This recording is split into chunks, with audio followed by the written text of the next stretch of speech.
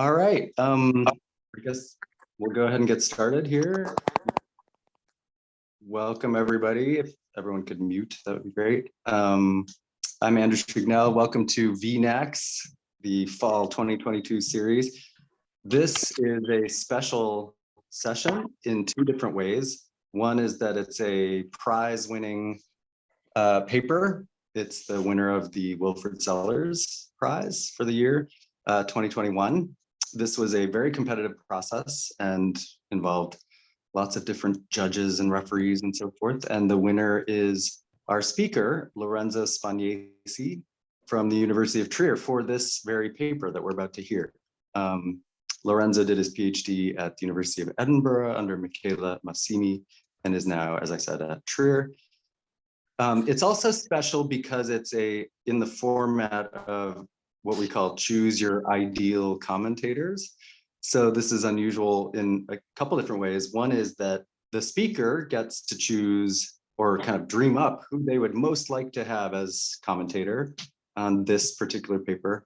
And we then try to recruit those commentators. And in this case, we were successful with gratitude to have Eric Watkins from UC San Diego and Angela Potochnik from University of Cincinnati as the two commentators. And the way this works, some of you will have seen this already, is that the talk goes a little longer because the two commentators, the dream team, are encouraged to interject along the way. So they can either start speaking or wave their hands or look extremely puzzled, and they will then be asked to interject, and they can ask clarifying questions or make little objections, sort of structural concerns.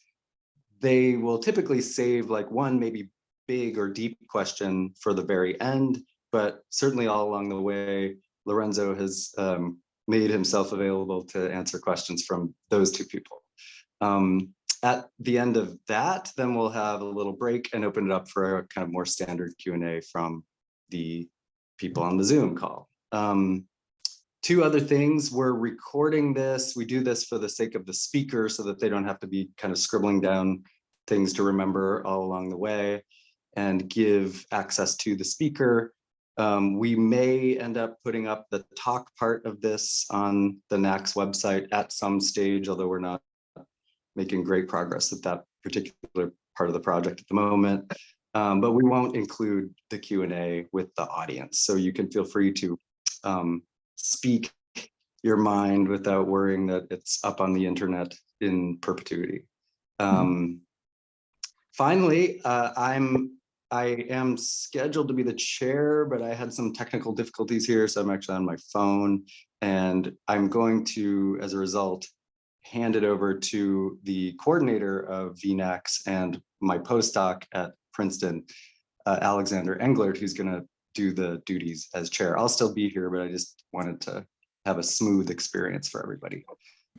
So I've now introduced everyone, and I'll say that we welcome the whole panel. We welcome all of you. And we can now hear from Lorenzo on regulative idealization, a Kantian approach to idealized models. Take it away, Lorenzo. Thank you so much. Let me just say that I feel very humbled and honored to have received this prize. It really means a lot to me. The North American Kant Society is such an important institution for the research on Kant's philosophy. So yeah, it was amazing. And I'm also feel very lucky to present this paper today in front of you. And I'm very glad that both Eric and Angela accepted the invitation. It's really ideal. It's really an ideal team of commentators. And as Alex knows, they were the first names that I suggested. And not only because I find their research very inspiring, but also because of the very nature of this paper, in which I try to apply some Kantian insights to a contemporary issue in philosophy of science, which is also a new territory for me. So maybe I could just start. I will share the screen because I have a PowerPoint presentation, although it says host disabled. participant screen sharing. You should be able to now. I just made you co-host. Okay.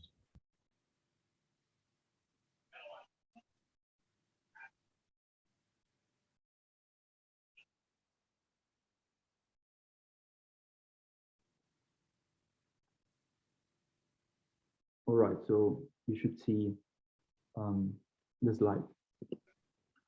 All right, so let's start. The title of the talk is quite descriptive. So yes, I'm going to talk about idealizations and from a Kantian perspective. You also have this image on the cover slide. I promise you that it's not ornamental, but it plays a role at the end of my paper.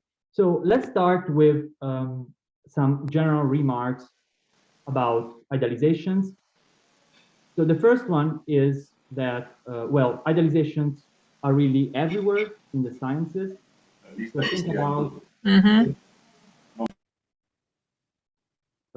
think about, for example, the assumption of frictionless planes in physics, an assumption that goes back to Galileo, to the junior sciences.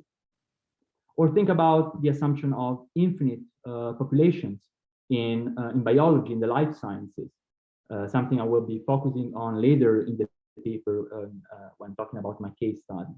Or finally, think about the Homo economicus model, which comes in different versions and plays an important role in the social sciences and especially in economics. Another thing that is often noted about idealizing is that it seems to have a close relation to modeling. So it's fair to say that scientific models typically contain idealizations of some sort, to the point that one could argue that idealizing is an important ingredient, if not a necessary condition of modeling.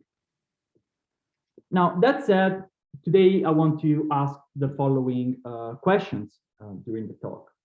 First, I want to ask the Socratic question: what are idealizations? Whether they are tools of some sort, whether they are fictions, or maybe they are something else.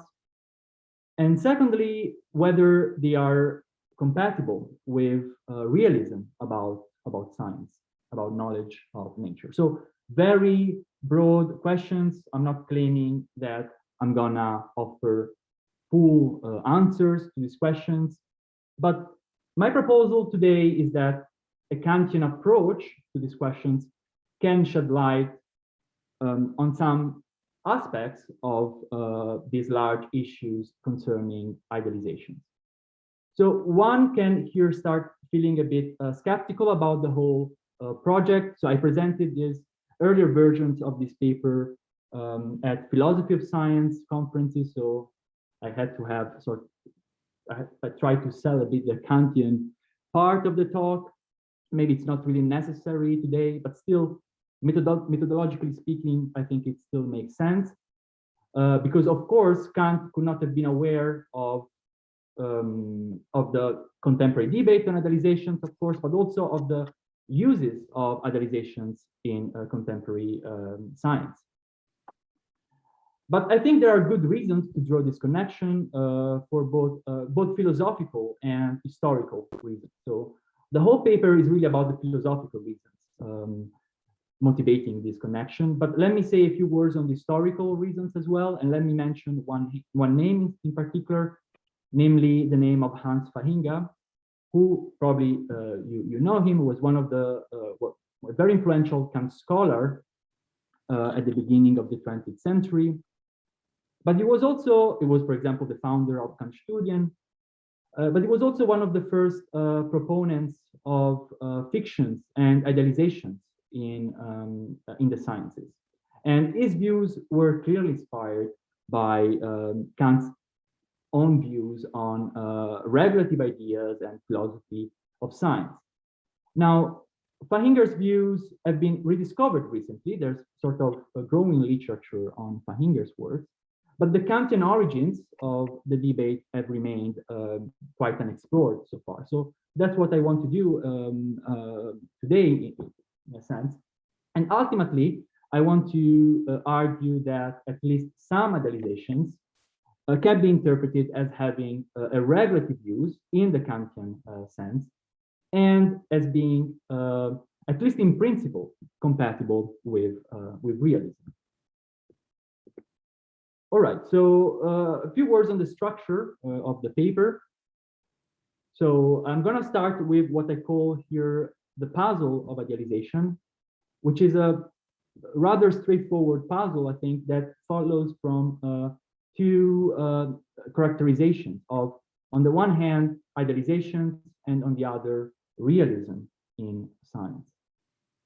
A straightforward puzzle, but not an easy puzzle to solve, I think. So in the second section, I will reconsider the puzzle vis-a-vis a distinction that I will introduce among idealizations, and that has a Kantian, I think, has a Kantian flavor.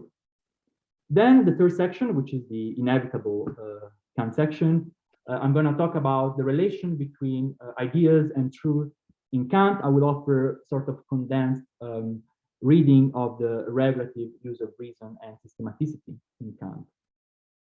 Then in the fourth section, I will take a look at the particular example, particular case study in biology, namely the Hardy-Weinberg equilibrium. And finally, I will use the example to draw some conclusions about what I mean by regulative idealizing. And then if there's time, I have a coda on some psychological research supporting some of the views that I will present during the talk. All right, so let's start with the puzzle of idealization. So again, I think a straightforward puzzle following from the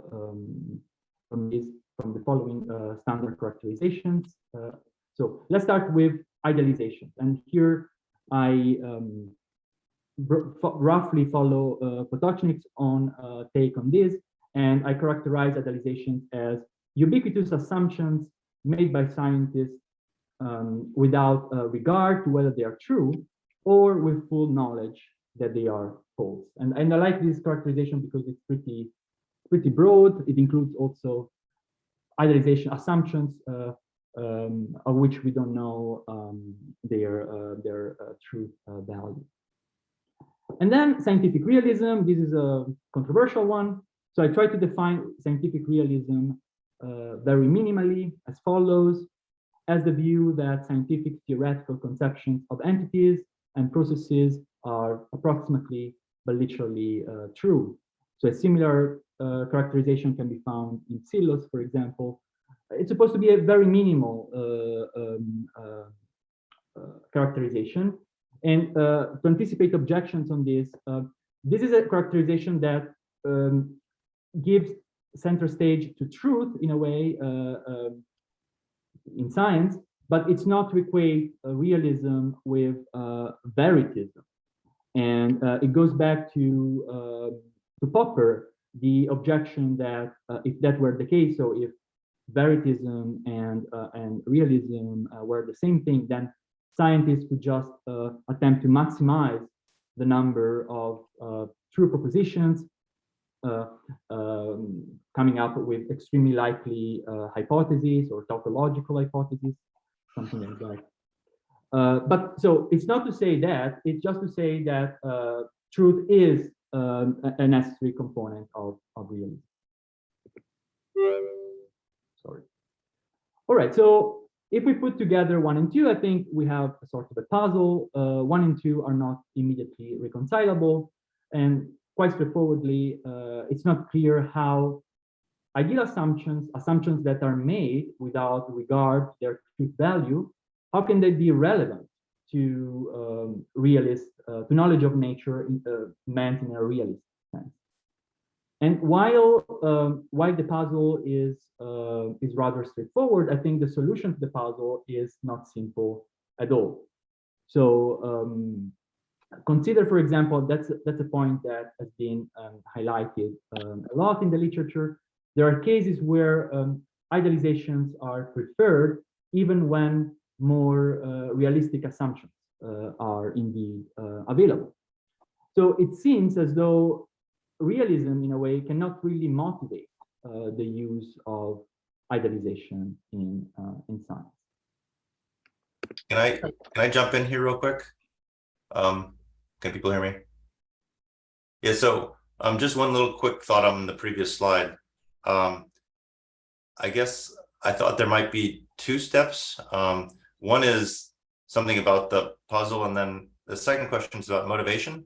One might think that motivation is just a separate issue from sort of reconcilability, and it's not obvious how those two are related. So I'm not saying there's any problem here. It's just it looked like there was, I don't know, slippage is too strong, but it looked like there were a couple of different issues. The motives for idealization could be, you know, manifold. They could be pragmatic. They could be financial. Who knows? So anyway, just a quick note. Yeah, thanks, Eric. Yeah, I think it makes sense to distinguish the two steps. And yeah, motivation can have all sorts of reasons. Could also be psychological. Or, yeah, definitely. Can I jump in too? Lorenzo, were you going to respond more to Eric before? I don't want to interrupt. Please. Okay, I just wanted to, I agree, Eric, and see the two sides now that you mention it. On the other hand, it seems like your telling of it it's possible, but it seems like it is a way of indicating sort of maximal distance, between the motivation behind idealizations and this question of their reconcilability. And I take it that if we follow Lorenzo here in thinking that idealizations are maintained in scientific accounts where more realistic alternatives are available, then, and that truth is overall a good thing, then that brings, I think, the question of motivation more into contact with this question of how pursuit of truth and continued idealization can be reconciled, right? Because now there's a question of the motivation for continuing to idealize in the face of the apparent distance from truth. Yeah, definitely. I mean, yeah, I think this is right. And I mean, the motivation part is really also a way to motivate the puzzle itself, because I'm presupposing that it's a fact that idealizations, there are some idealizations at least that are part of our best science in a way, and that, I mean, we don't want to replace them. And then later in the paper, I will actually explain what I mean by that. And so it seems like a fact that idealization seems to, in a way, be fine without any need to be eliminated from our best theories, our best models. So here it's like a motivation also for the puzzle itself. Like, why should we try to be realist when actually some of our best theories are actually idealized in a strict sense? So yeah, so something like that. But yeah, it also belongs to the sort of rhetoric of the paper. Then I will actually fill in some details and explain what I mean by in a way being replaced by more realistic assumptions. Yeah.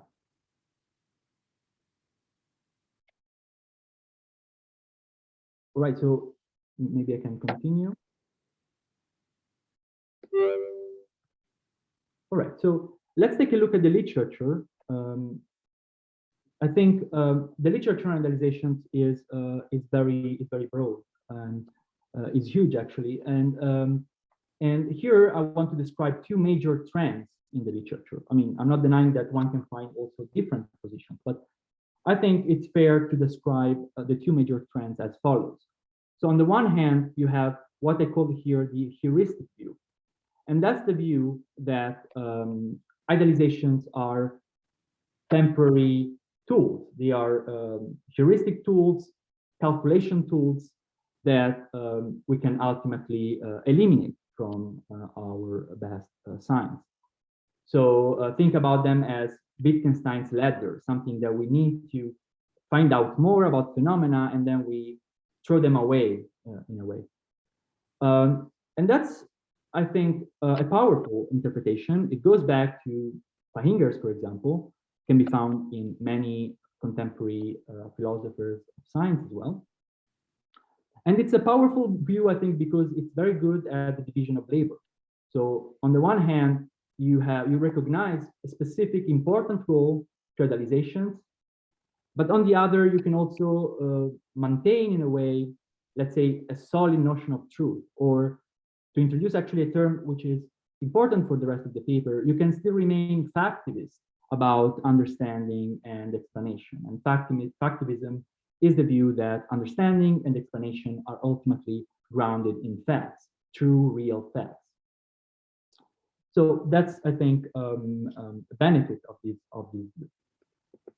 The other major view is what I call here the fictionalist view, which I mean in a very broad sense. So I take this view to be the view that idealizations are necessary fictions that contribute to our understanding.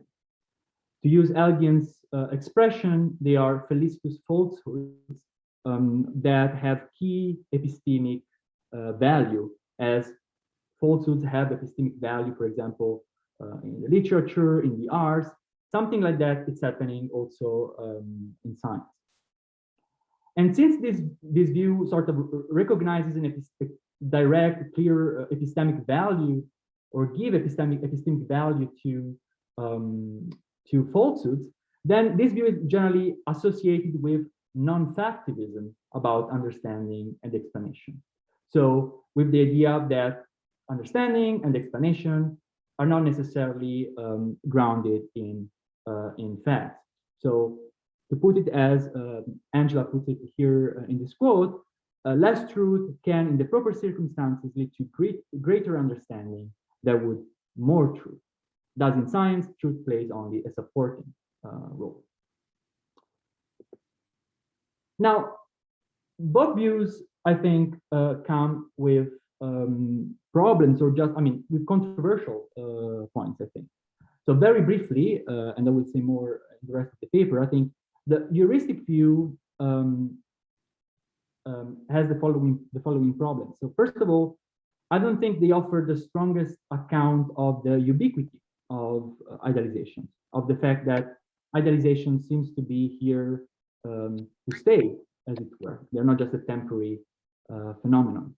And also, it doesn't seem to account for those kind of idealizations that seem to offer a kind of understanding that cannot be easily replaced.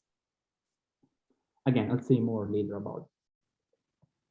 What about the fictionalist view? Again, it's a powerful view, but it's at least it's not clear how falsehoods can have direct epistemic value, and at least many philosophers of science with realist leanings resist this idea.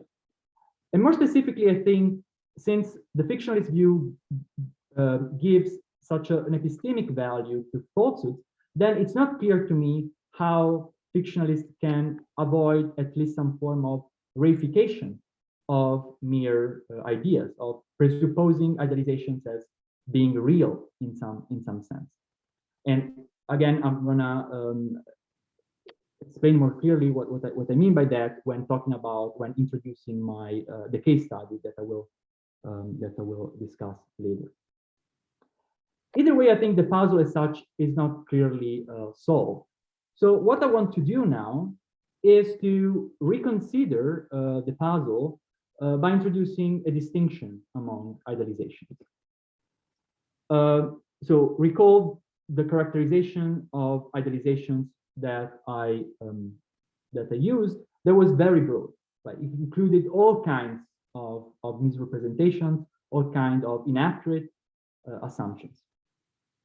And I think it makes sense to make some distinctions here. Now, I want to be pluralist about this. I think that there are many possible distinctions that one can make among idealizations, and I hope the one I propose can be a helpful one.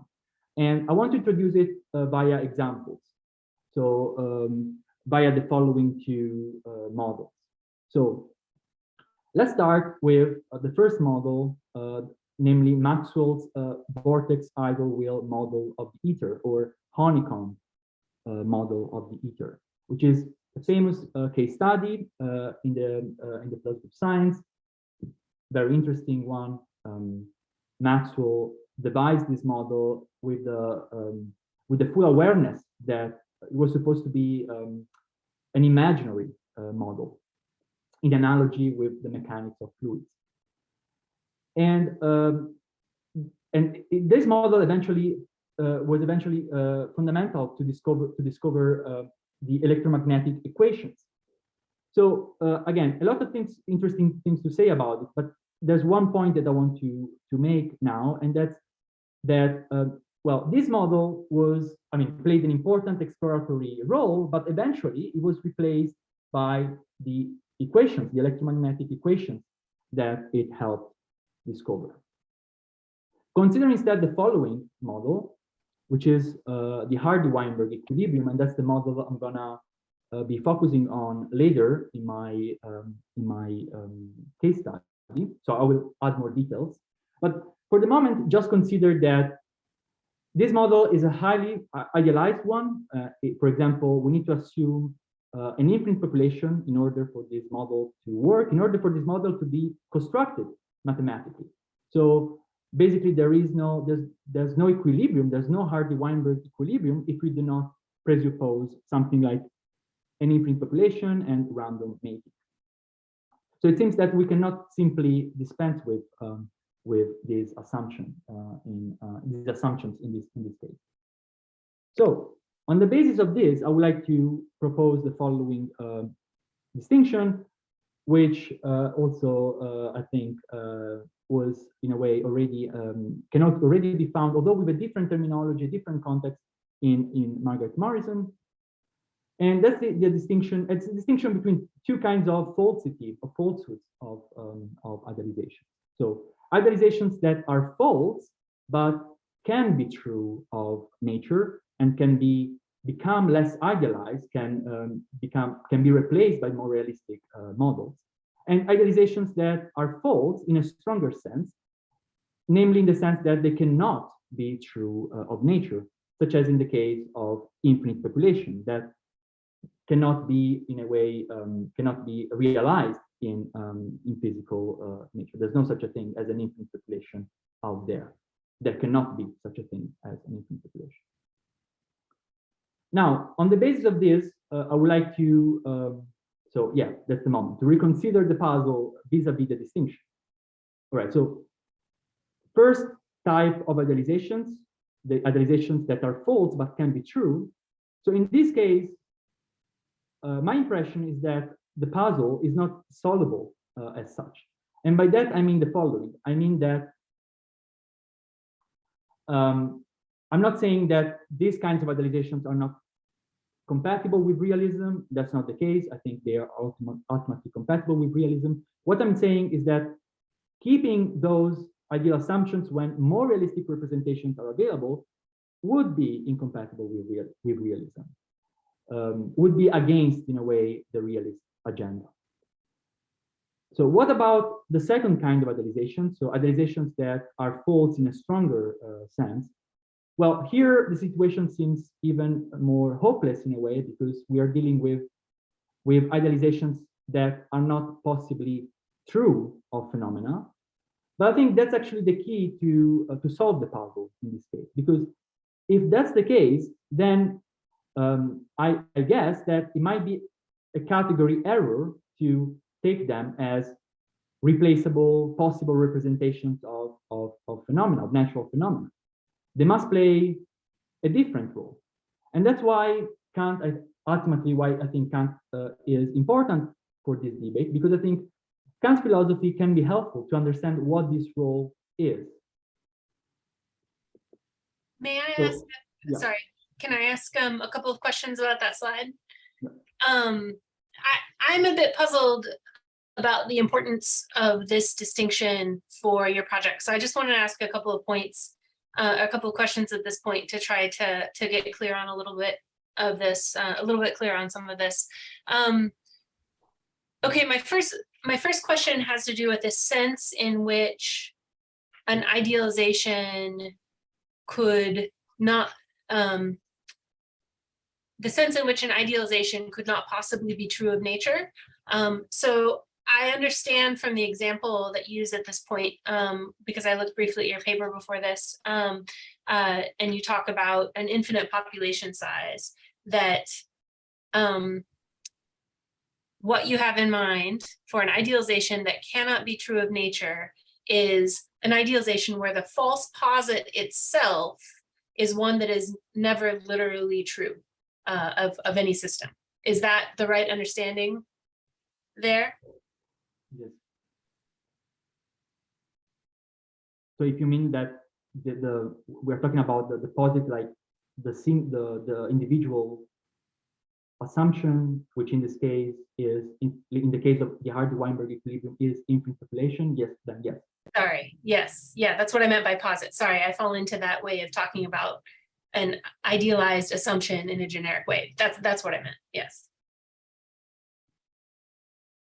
So my first question was just, so it's a question of what you mean by the idea that idealizations for category 2 here, right? That idealizations cannot be true of nature. Do you mean, and I take it you think of that as an example of that, do you mean an idealization like that a population is infinite in size, where no population we ever see could possibly ever have the real feature of being infinite in size? Is that the relevant sense in which it cannot be true of nature for you? Yeah, something like that. One way to put it would be something like physical conceivability. So I take something like infinite population to be not physically conceivable. So it's not really a distinction between, say, real and non-real assumptions. It's really about I mean, I accept that here there's a story that might be more complicated than I put it on the slide, of course, and that's also why I decided to use Maxwell's model as an example of the first kind of idealizations, because it's also a fictional model. It's also in a way just an exercise in conceivability, but still it's in a way physically possible. So it's like we are modeling ether in analogy with fluids. So it's still I think Maxwell emphasized a lot the mechanical element of the analogy. So it's still a mechanically conceivable system that could be instantiated in nature. And I think that when we are assuming something like infinite population, for example, or when we are talking about phase transitions that also assume something like infinite particles to actually work, then something like that, something different is happening, because we are assuming something that cannot, in principle, be realized in, I mean, for what we know, in nature. So. Yeah, that's the distinction. Okay. I would like Thank you. That's helpful additional information. The question that I want to raise about this, and I don't know if this is a question that you want to respond to now, or if you just want to keep it in mind for if there's a better point later in your talk to address it. I'm not sure, but I think I understood the basis of the distinction that you have in mind correctly, but that distinction gave me pause. So I also appreciate where, coming from a perspective of wanting to employ resources from Kant's concept of regulative idea, you might want to focus on category 2 here. But I wonder if this distinction between category 1 and 2, that is the distinction between idealizations that can possibly be true of nature, and idealizations or idealized assumptions that cannot be true is really a well-motivated distinction from the perspective of practices of idealizing. And so here's a possible example that I hope might put a little bit of pressure on that distinction. And this is a quick example, but biologists also regularly assume, or evolutionary ecologists regularly assume, that some trait of interest propagates through the population because like begets like, right? And so this is the idea, I think, as it is cashed out mathematically when it shows up in a mathematical model. This is the idea that a trait over generations will propagate in a way that exactly mirrors its selective success. So traits that are highly successful and are selectively advantaged will propagate in the population through generations as quickly as the strength of their selective advantage. So this is an idealization. It's an incredibly useful simplification because you don't have to talk about the messy realities of genetic transmission for traits then. You get to simplify away all of that.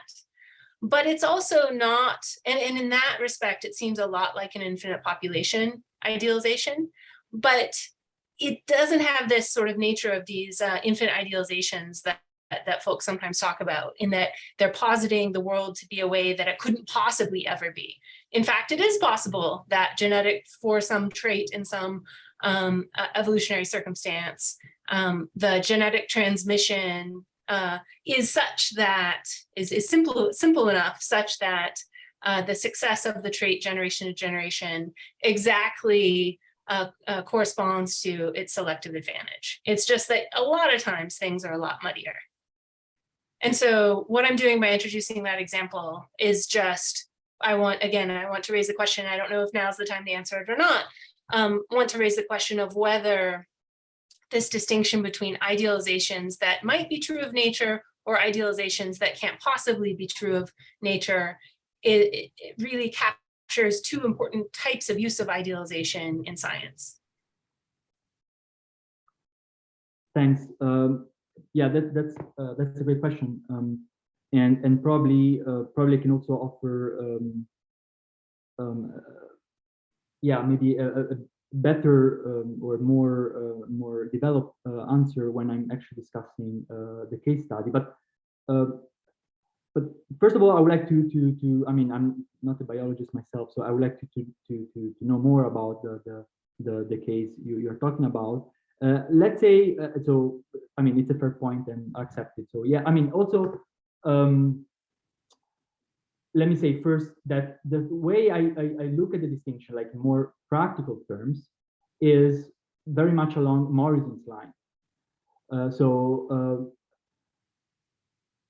the idea here, and which, I mean, might need some further refinement, is that we are talking about the second kind of idealizations whenever we cannot literally or let's say mathematically construct the model without assumptions that are not in principle instantiated in nature. So it's a point about mathematical constructability at the end of the day. So whenever you have something like an infinite population or 0 degree assumption, maybe the Homo economicus is something like that. But then I accept your point in the, I mean, I think I agree that actually things can be much complicated, and then one then if this distinction really makes sense, then one needs to get to the details of each and every example and see exactly how the assumption is not possibly true of nature. So prima facie, I would say it's a matter of mathematical constructability.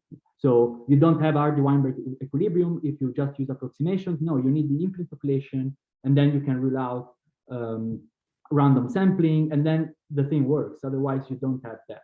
And so whenever you have something like that, then you can say that it's the second type of idealization. But accept the point that things can be much more complicated than this. Thank you. That was really helpful. Just really briefly, that's really helpful. And I appreciate how talking, like restricting what you want to say today to the category of idealizations that are essential in the sense of you can't mathematically accomplish your project without them. That makes sense to me as a distinction. I don't think that all of the idealizations in that category are ones that also cannot possibly be true of nature. I think that that's a sort of incidental correlation that you sometimes find. But now I have something else to substitute in here that for me at least makes sense for the category of idealizations that you want to talk about. So that was really helpful. Thank you. Thank you so much. Can I jump in here too? Sure. The one question is about the cannot be true of nature, and maybe you already answered it, but so infinite populations can't exist in nature, or they can't exist in nature insofar as we could encounter them. That's a very sort of Kantian distinction. I mean, it'd be quite strong to say that an actual infinity is not possible. It's something else to say, well, with our experimental means, we could never actually discover that in nature, which it'd be nice to know which of those you meant, I guess. And then I had another point, but I don't know if you wanted to clarify that real quick. Yeah, it's a good point, and it's also a difficult question. I would say I would go with the weaker version of it, and I think it may be stronger in a Kantian framework, but I mean that's controversial. Okay, so I would stick with the weaker version. Okay, that's fine. And then secondly, I think you sort of pick up on this in your in the way you present the point, but sort of logically speaking, it's a bit tricky to be told. There's this distinction between idealizations that are false but can be true, and idealizations that are false that can't be true, and then to be told the weaker position is insoluble, but the stronger one might be soluble.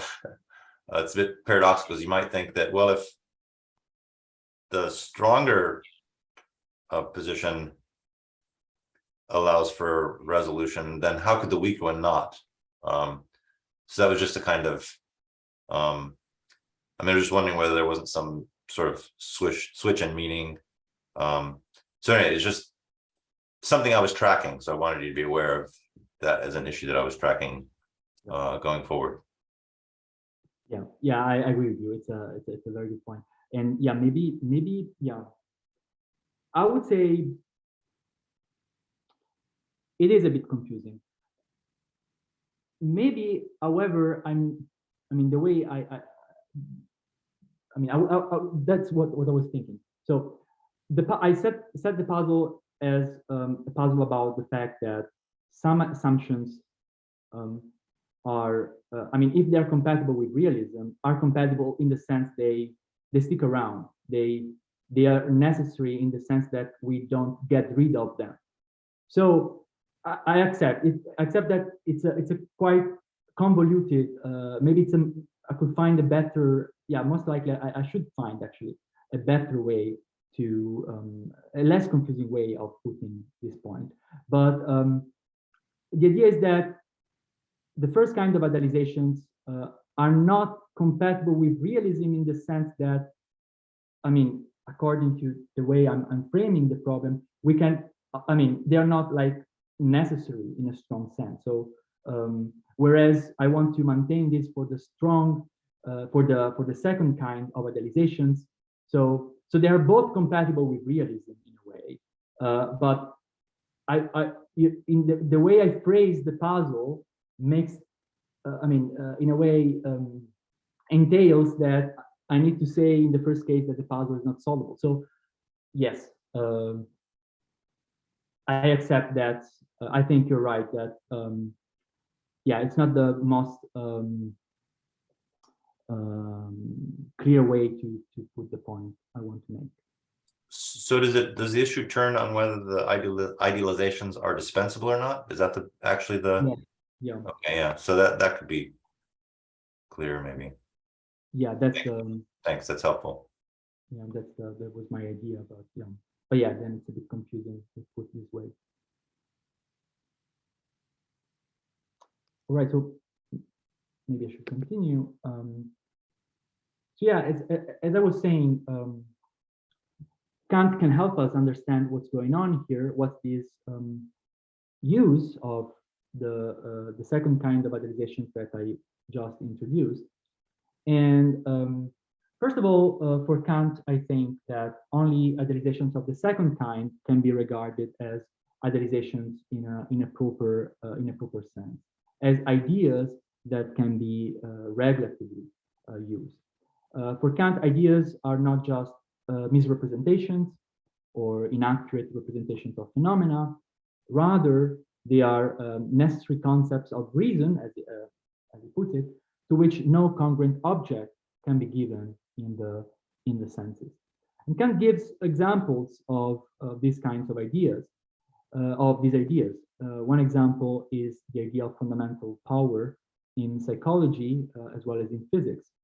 Another example is the idea of, or the ideas of chemical elements, such as, of its time, such as pure water, pure air, pure earth. Other examples are ideas of complete series of causes or complete series of material parts that can be found in the dialectic. Can I just, yeah, sure. At some point we'll have to talk at a bigger, from a broader perspective about sort of Kant's position and how it's relating to what's going on in the contemporary scene. But as a prelude to that, I just want to object to the claim that these idealizations are not just misrepresentations, but necessary concepts. Well, it's true that they're necessary concepts of reason to which no congruent object can be given in the senses, but it doesn't follow from that they're misrepresentations. Right? They're misrepresentations of objects that would be given in the senses, but not all objects are objects that can be given in the senses. So, I mean, my own position may end up being something that doesn't fall neatly into your categorization of idealizations, because I want to hold a Kantian view, but not as fictionalist as Weiner's, because I think that we are in fact committed to the existence of these objects, even though, or despite the fact that we can't cognize these objects. And so in some sense, we have an accurate representation of the objects of these ideas, or at least they could be accurate, even though we can't confirm that they're accurate. So I didn't want to let that their misrepresentations go unnoticed. That's all.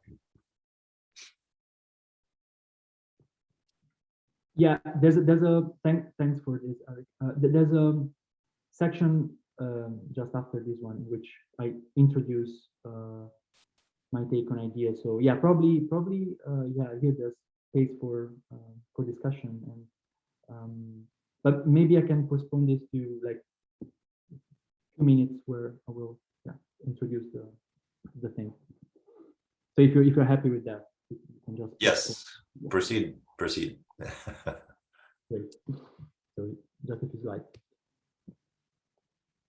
So yeah, I mean, just to present the proposal here is to isolate these kinds of idealizations, and here I'm talking about idealizations in the contemporary debate, and let's call them regulative idealizations following Kant's terminology.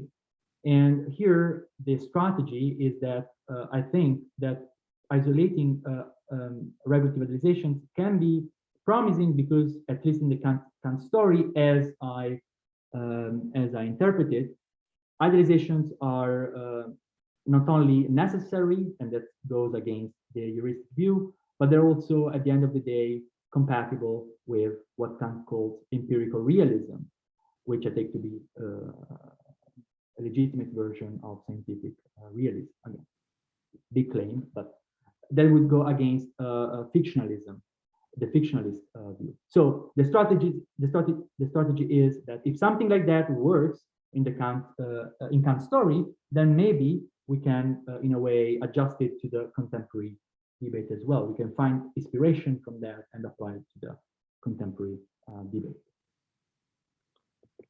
All right, so yes, that's the Kant section.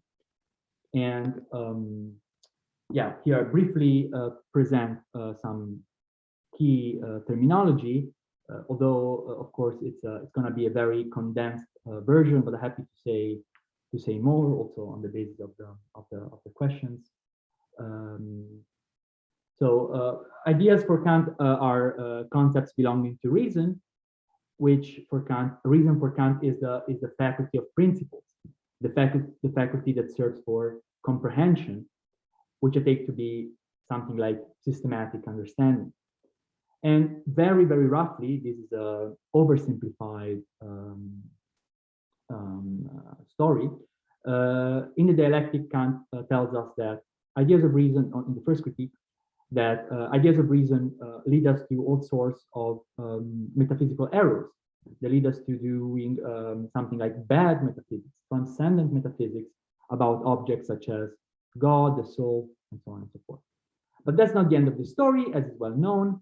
Ideas also, they can also play a positive, legitimate role in human cognition if they're used regulatively, right? So here we need to understand what the regulative use of reason is.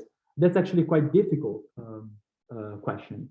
So I just want to introduce some key insights using first this quote, which I find programmatic. It's from the beginning of the appendix to Transcendental Dialectic, which Kant presents most clearly the positive regulative use of reason. And Kant says, reason never relates directly to an object, but solely to the understanding, and by means of it, to reason's own empirical use. Hence, it does not create any concepts of objects, but only orders them and gives them that unity which they can have in their greatest possible extension. Thus, reason really has as object only the understanding and its purposive application. Now, I take this to mean, first, that ideas are second-order concepts. So they're not meant to be referred directly to objects, but rather they refer to the understanding itself in its relation to empirical objects. So ultimately to, as I put it here, the empirical investigation of nature itself. And what they do is to make the understanding and the empirical investigation of which the understanding for which the understanding is responsible, purposive, Spagnesi. So as he puts it, as Kant puts it a bit later, ideas are indispensably necessary to make our cognitions systematically unified. And I take systematic unity to be the way Kant spells out this purpose, the purpose that reason attempts to accomplish. Can I jump in here again? And if I just pester too much, tell me to be quiet and wait till the end. Again, I just want to sort of note that there are different ways that one could go on your first claim. They do not refer to objects. Well, maybe they refer to objects. Do we know that they refer to objects? That's a separate question. What's said in the quote on the previous page is that they refer directly only to the understanding, but that doesn't mean that they can't refer indirectly, right? Reason never relates directly to an object. Well, that it could be complicated as to what the, and it may also be the case that relates to an object is a very, though it sounds like neutral and easy, that may be a loaded technical term for Kant, such that only in cognition does representation relate to an object, but that might be much stronger than reference. Actually, reference might be a weaker notion than relating to an object. So I just want to just note that it looks like decisions are being made, and it may be more complicated. Or at least I want to hold out the possibility that there are more complicated relations here. But keep going otherwise. maybe I can say something very briefly on that. Yeah, again, it's a very good point. The thing, so the way, so maybe I didn't put it that well on the slide. Let me see. Yeah, maybe, yeah, because it's more like a point about how we use ideas. So I'm not denying that ideas can be used descriptively. And of course, I'm not denying that also because when Kant talks about the theological or the psychological kinds of ideas, then their object is logically possible. So we cannot, I mean, we don't know anything about them, or we cannot exclude them either. So I want to leave open the possibility that, at least in some cases, I would say the theological and psychological cases, there might be something, there might be an object corresponding to them. I'm not sure whether that's that can be generalized to cosmological ideas, especially mathematical cosmological ideas. But yeah, that's another issue. So yeah, maybe it's not. I could phrase it better here. Yeah. So yeah, I mean it's but the point I want to make is that, and I make here very briefly, and I mean it's a complicated point. Is that the use of ideas should be in a way a non-descriptive use. So or it shouldn't rely on a relation to an object, which we may not be warranted to accept. So yeah, just as a clarification, maybe. Yes, that's helpful. And I just want to sort of track the phrase you just used there. These ideas might have a descriptive use,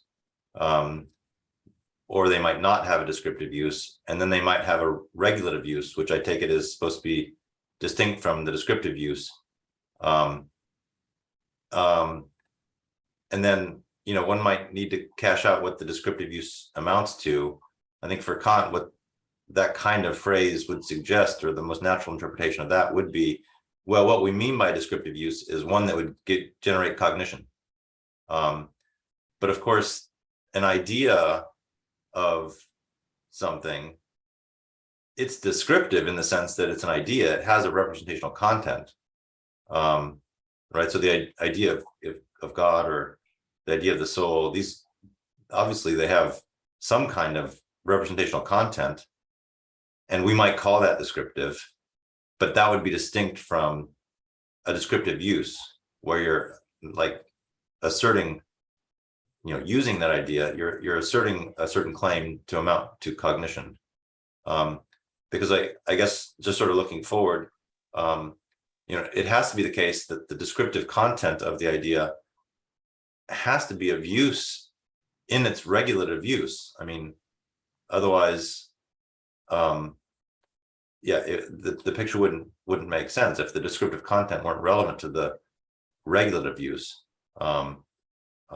But I won't say anything more about it because I hope that's obvious. So I just want to, again, make sure that we're clear about what we're talking about, the representational content of the idea versus the descriptive use that's being made of it, and what that might amount to. But if you're good with that, just keep going. Yeah. Yes, I would say I would be happy with that. Yeah. So yes, I think that ideas have representational content, and then they can be used in different ways, descriptively, regulatively. I don't want to deny that ideas have representational content, although no, it's not really. I mean, what the representational content of an idea really is, I think it's I mean, for me, it's a difficult question to answer, but I'm on board with that. And please let me know if anything I say later contradicts this, because yes, I would like to say that yes, ideas have, of course, representational content of some sort. Yeah. So I stopped when I was talking about when I introduced systematic unity, which is such an important term for Kant. And also for the purposes of this paper. And it's important for the purposes of this paper because for Kant, systematic unity is two things at the same time. So is first, as I said, sort of the purpose of reason, like as Kant puts it, a vanishing point, an unreachable vanishing point, or a focus imaginarius for the understanding. And probably Kant here, by using the term focus imaginarius, is referring to Newton's optics, maybe also to Descartes' treatise on man, but I mean, to me at least, pretty clear that Kant, especially in Dreams of the Spirits here, is referring to Newton. And here, the image you have on the slide is from the 8th axiom of Newton's optics. So the analogy works pretty much as follows. So the MN line is a mirror, and the focus imaginarius is the lowercase a on the right side of the image. And the idea is that by looking at the at A in this case, the focus imaginarius, the idea for Kant, the subject can extend and unify her field of vision and see basically what lies behind her, which in the image is uppercase A on the left. So that's roughly how it works. So the idea is a vanishing point in this sense, but at the same time, sorry, is also a touchstone of truth for empirical investigation.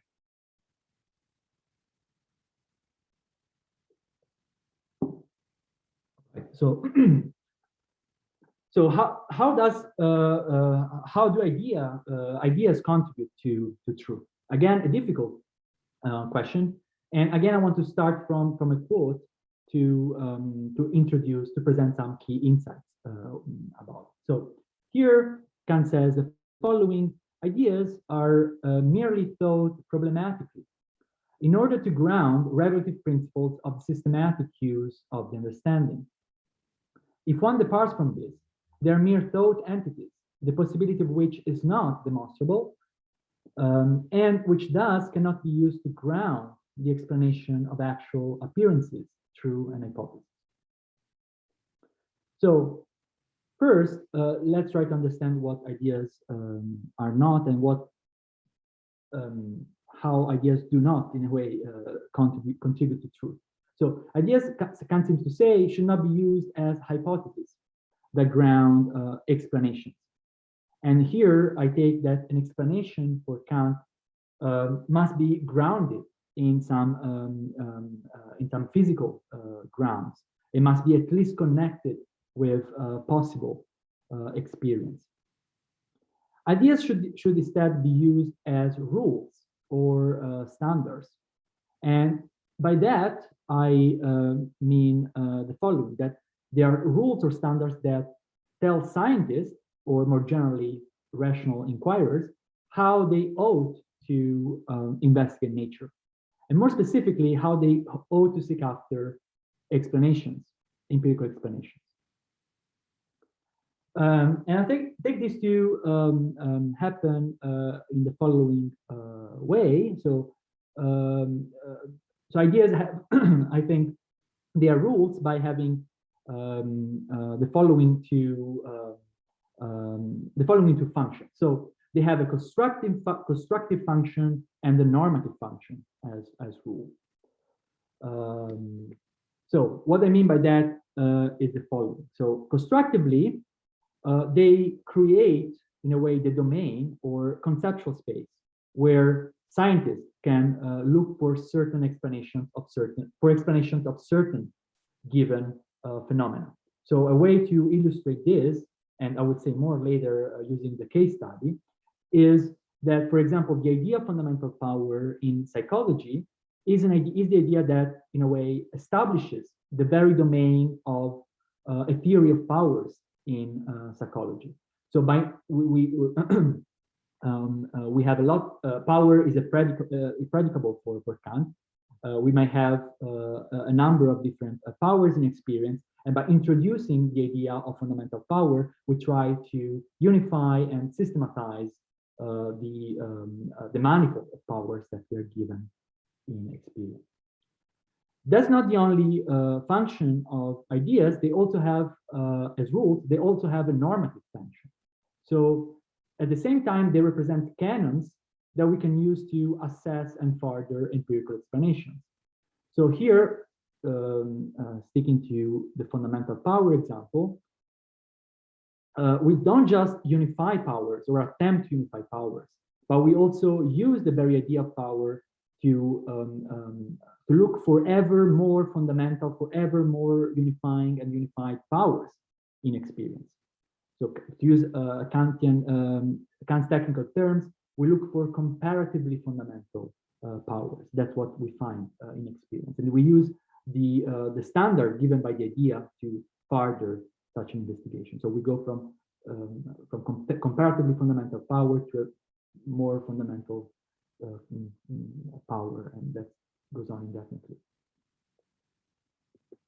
All right, so now it's time for the case study that I want to talk about, and I want to use to, in a way, make the Kantian story, which probably was a bit abstract, a bit more concrete, and see how the whole proposal can work in a more contemporary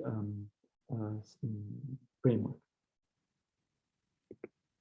So the Hardy-Weinberg equilibrium is a very important model in biology, in population genetics. Is in a way foundational of genetics, of population genetics. If you read textbooks, it's generally the second chapter or third chapter, and the whole chapter, most of the chapter is dedicated to this model. And it's frequently discussed in the literature because it's a highly idealized model. It contains, among other things, the infinite population assumption. So what does the model say? Well, the model is described by the two equations that you have on the slide. And it says basically that the frequencies of the dominant and the recessive allele, say, for example, blue eyes, brown eyes, remain constant over time. So more specifically, it remains constant after one generation of random mating with no disturbing factors in an infinite population, and in an infinite population that as such does not experience what's known as genetic drift, which is the change in the frequencies due to random sampling. And random sampling is something you have if you have a finite population. So if the population is infinite, then you can rule that out. All right, so how come such a, the question is, how can such a model and such an idealized model to be relevant to actual science? And it's a genuine question, I think, can be found also in the textbooks themselves. And so I think here it's nice to take a quick look at how philosophers of science have interpreted this. Here you have two interpretations belonging to the heuristic tradition and the fictionalist tradition that I mentioned earlier. So for the heuristic view, I want to briefly review Sreven's take on this, which works pretty much as follows. So you have an image on the slide that represents the whole process. The idea is that we obtain an idealized model through an asymptotic process, and roughly it goes like this. So we start from non-idealized models. So we start from models that are finite. So for example, that they have 10 individuals or 25 individuals, and then we extract from them what he calls extrapolation models, which they are models that represent relative frequencies. So let's say that the frequency of the recessive allele here is 40%, and here the graphs represent basically the distribution of that frequency. So the idea here is that if we increase the number of individuals indefinitely, then also the relative frequency converges to 1. So let's say that the frequency of the recessive allele in the next generation will be 40%. So I think it's a very elegant interpretation, because going back briefly to the image, it basically avoids presupposing an infinite population. So the limiting structure here on the right of the image is empty, because we are talking about, so we extracted relative frequency. So we are not talking about absolute numbers anymore. So we don't need to assume any infinite population out there, which I think is nice of this reading.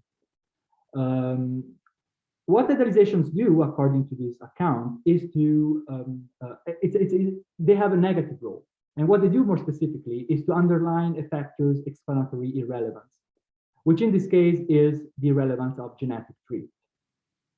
So interesting, nice interpretation. I think my problem with this interpretation is that it feels to me, at least, very much ad hoc in a way, in as much as it's not clear to me why we should extract a model where genetic drift is irrelevant, where actually genetic drift is relevant to each and every finite populations we are dealing with. Also, Potochnik, for example, argues that idealizations must play a more substantial role than merely a negative role. Correct me if I'm wrong here. And the positive role here is a representational one, and it amounts to the following. So Idealized representations are supposed to share functional similarities with the represented phenomena, and these functional similarities are similarities in causal role or behavior. So ultimately, what she also calls causal patterns, if I'm correct. So I think actually this is a promising approach, generally speaking. What I want to criticize here, just that I'm not sure whether this can work with respect to regulative idealization. And the reason being that in order for idealization to represent some causal aspect of the phenomenon, then I think a minimal requirement is that this must be a possible representation of it.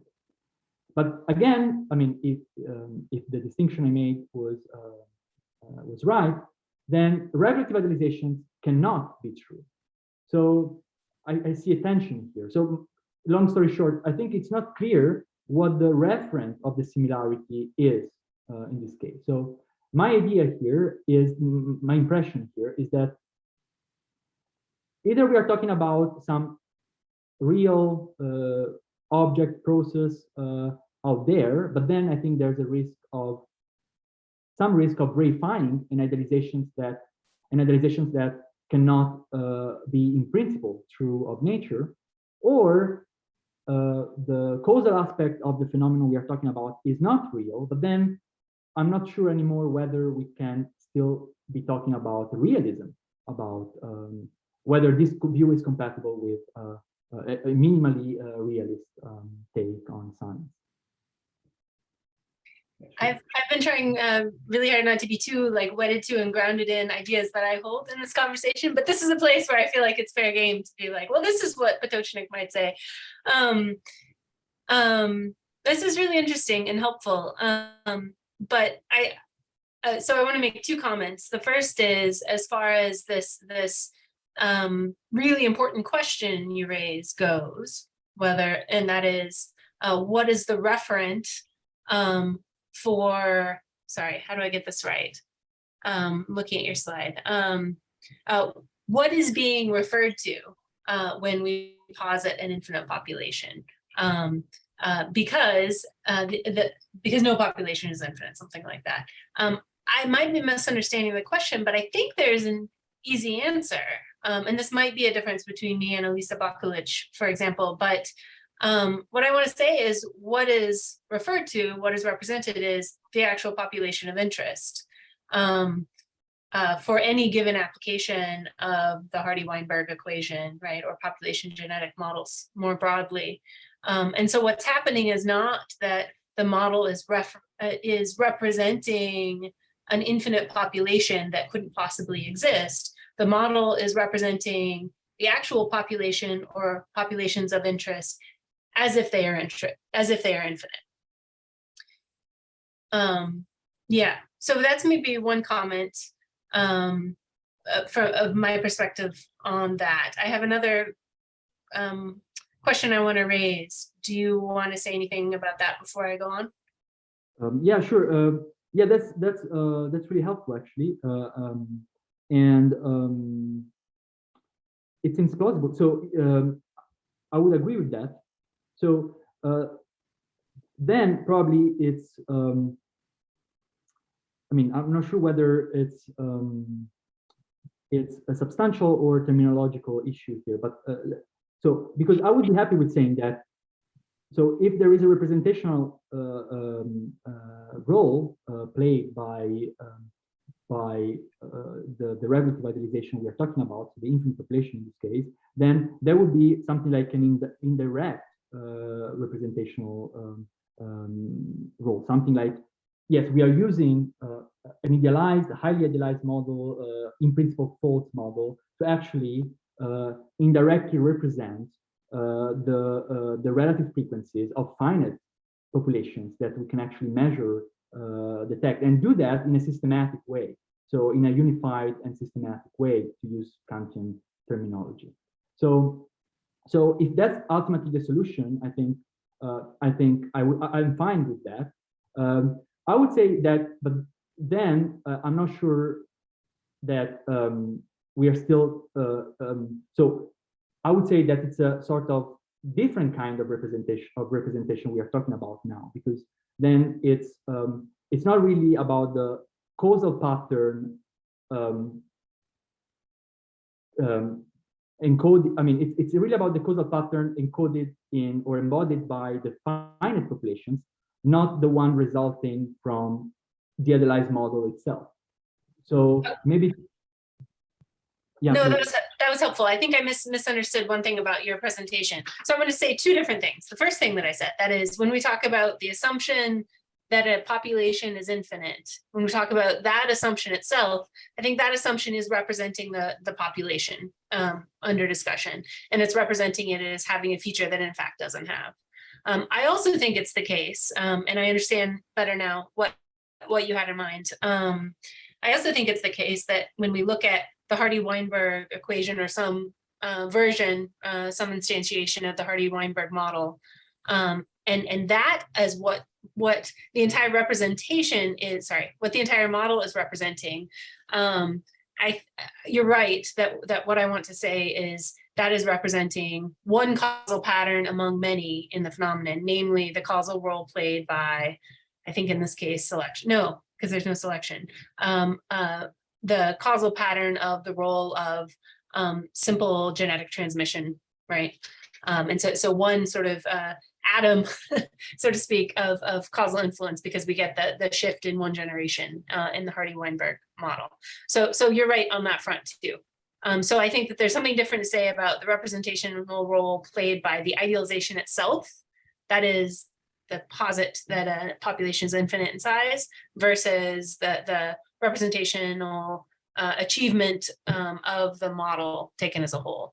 And so I take it your concern with this causal pattern idea is that how we sort of safely interpret that as something that actually is about our world, something like that, so that it doesn't involve reification or pretend games out here, something like that.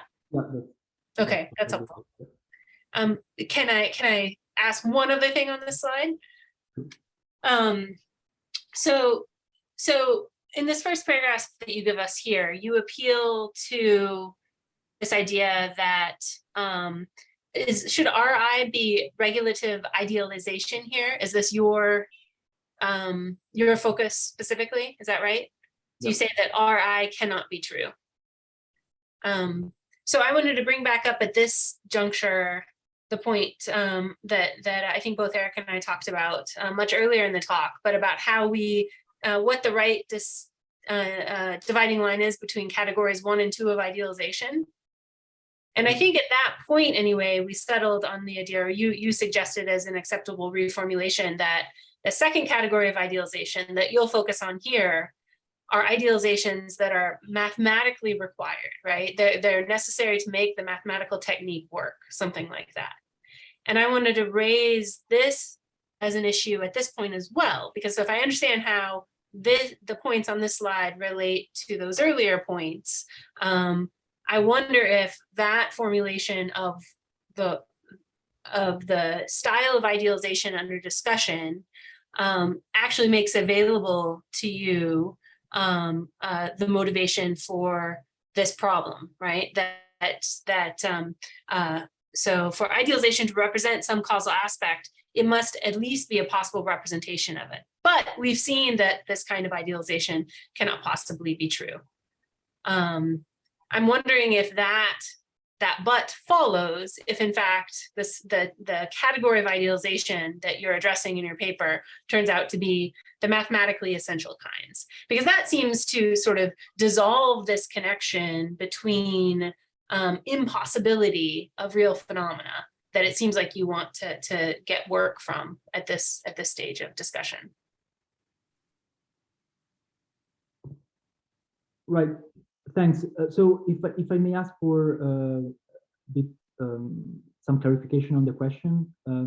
So am I right in so if I got your question, there seems to be here a tension between the two the mathematical constructibility requirement and the, let's say, in principle falsity requirement. So they may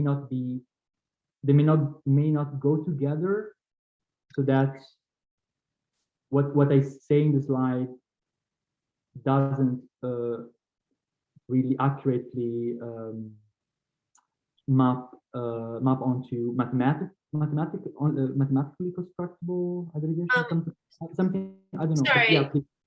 Yeah, so I was trying to, do you remember our earlier butting in? I think both Eric and I butted in on this slide much earlier about the two different categories of idealization. And you basically said, I'm not going to be able to tell you anything about idealizations that are sort of, if they're willfully maintained, even if they could be true. What I'm going to focus in on are the second category of idealizations that could not possibly be true.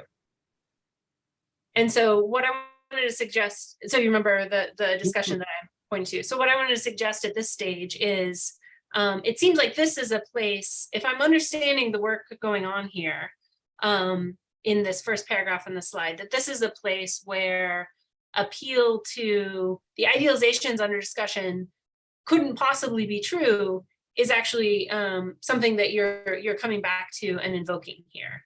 And so I wanted to raise the question of whether it actually changes what we need to say at this juncture if it turns out that the category of idealization under discussion is just the idealizations that are necessary to facilitate one particular mathematical technique versus ones that are essentially impossible of our world.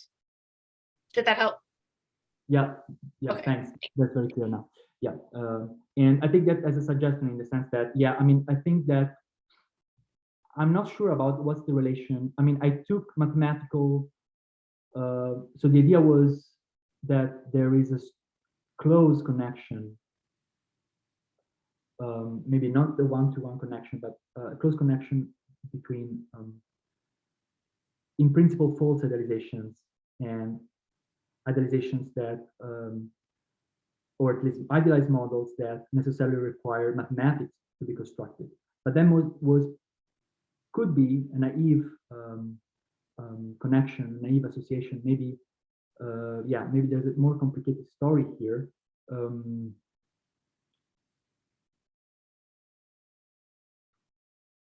Because, yeah, I mean, we cannot just replace here mathematical construction. That wouldn't probably work. So, yeah, thanks for the comment. It's, I think I need to think more about it. Maybe it's not as simple as, probably it's not as simple as I put it there. So at this point, I think that's sort of like a great point.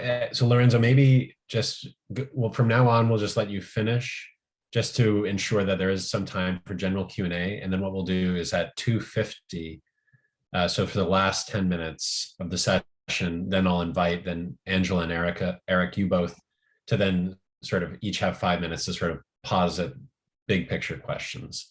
So Lorenzo, just go ahead and finish up, and then we'll open up for general Q&A. Yeah, sure. So, yeah, so actually, we are close to the end. So the last section is about regulative idealization. I try to use the example to draw some further implications concerning my solution in a way. So yes, regulative idealization. I think I agree with with key points of both approaches to the problem. So I think Strevens is right. I think he's right in thinking that we cannot simply assign direct representational role to infinite or better regulative idealizations, but also agree with Potochnik that that idealizations play a more substantial role than merely negative one. So my proposal is that this positive role of idealization is the regulative role I was talking about. Namely, that idealizations are first and foremost necessary rules governing the construction and assessment of scientific explanations. So I want to add some details here with respect to the present context. So yes, I think Strevens is right. We don't need to presuppose any infinite population out there in forming the model, but rather the assumption itself is, to use Kant's term, a focus imaginarius that unifies particular cognitions. So the assumption itself is what creates, in a way, the space where the very approximation to the idealized model happens. So it's only by projecting the idea of infinite population and the model that contains this assumption that we can say that the relative frequencies converge towards the unitary value, to use Strevens' reconstruction of what's going on here. And that's already an important first result, because we have something like what Kant would call a unity of cognition. What does it mean in a more contemporary setting? Well, biologists are given a template that they can use to analyze genotype frequencies in all finite populations. So they're given a conceptual space where they can basically construct explanations of finite population frequencies. And importantly, this unity, again, to stick with Kant's terminology, is merely regulative. So, and this is, I think, is clearly recognized by biologists, that HWE, the equilibrium, is not really a law in any traditional sense of the term. In fact, I mean, even when empirical data confirm, in a way, the expected data, that's not really taken as a final confirmation that all the requirements of the equilibrium are met. I mean, it's more like a non-rejection of the assumption, and also the various tests are not really as often mentioned by biologists, are not that successful in identifying I mean in allowing us to conclude that a given finite population follows follows the equilibrium, R-defined equilibrium. All right, so that's the first function. The second function is the normative, evaluative function, and that's because the equilibrium itself does not give us fixed results. It's rather a reference point that we can use to compare empirical data. So yes, we have very simple cases, which tend to be which are quite rare actually, where we have sort of approximations that seem to follow the equilibrium and that need to be tested using the actual empirical frequencies that we find. But most importantly, actually, HWE is important as a standard, and here I use the words of a biologist, against which the effects of selection, linkage, mutation, inbreeding, and chance can be detected and estimated. So here the idea is that we can use HWE as a standard to detect and measure all the forces that disrupt the equilibrium itself. So we don't just unify cognitions, we also, in a way, further the precision, the completeness of our explanations as well. So this, I think, is nicely can be nicely visualized with this table from Watkins. And here you have a list of observation, like of observed departures of empirical data from the model. And then, like, for example, positive F is a deficiency in heterozygotes, and then a list of possible causes behind that. So volume defects, self-fertilization, underdominance, those are all possible causes explaining why certain empirical data diverge from the expected values, tentative causes, of course. So here's the conclusion, actually. So if this is correct, I think we can maintain that idealizing is, in a way, to use Kant's terminology, a touchstone of truth. And that's because regulative idealizations give us rules to promote empirical investigation and look for more systematic and more accurate explanations in the actual investigation, in the actual experience investigation of nature. And if that's correct, then I also think that this view on regulative idealization solves the puzzle we started from if we restrict the domain to regulative idealization. So we can say that regulative idealizations are necessary assumptions for certain domains of science, but also their role is compatible, if not beneficial, to the quest for truth. And if I have time, I have a very brief coda in which I want to suggest that some of the insights find confirmation in recent psychological research. So, for example, Tania Lombroso has a very interesting work on the psychology of explanation and idealization. And there's this paper by Cohn and Lombroso in which they show that ideals play an important role in explaining both in everyday thinking and in science. So here you have the experiment, and finally I'm revealing the mystery of the image on the cover.